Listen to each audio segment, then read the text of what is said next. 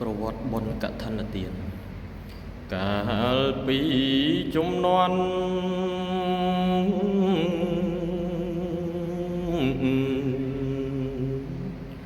ពុទ្ធៈកាល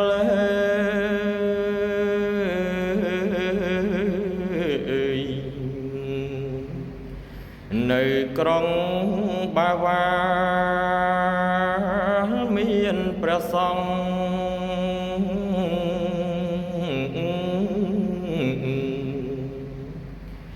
កាលនោះភិក្ខុ30អង្គនិមន្តតម្រង់ក្រុងចេតពុនបំណងជួបកលព្រះសាស្តា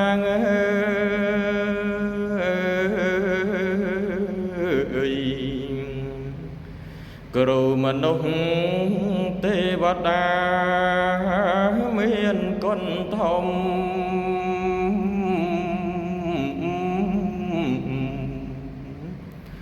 ដល់ក្រុងសាកេ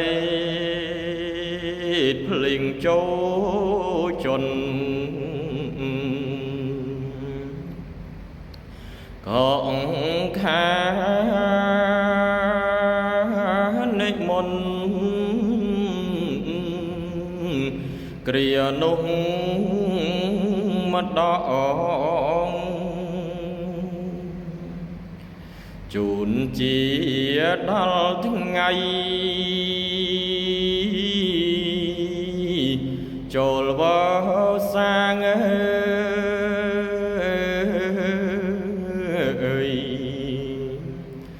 សង្ឃគ្រប់អាត្មាខំបំណង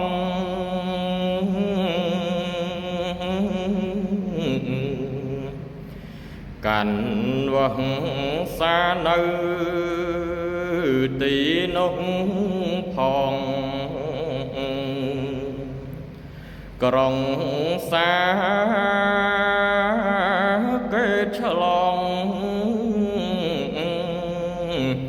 អស់3ខែបន្ទាប់ពេលចេញព្រះវស្សា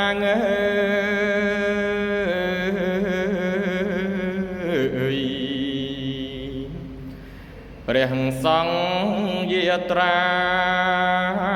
ទៀតជាថ្មី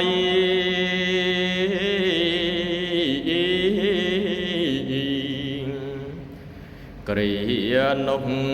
ទៅព្រះពុទ្ធចិនស្រីប្រណី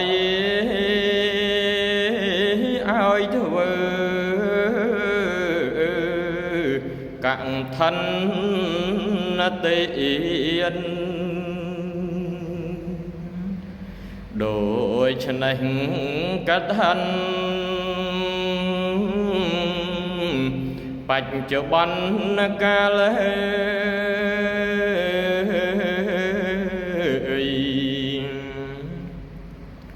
ប្រវត្តិដំណាលមកមែនមា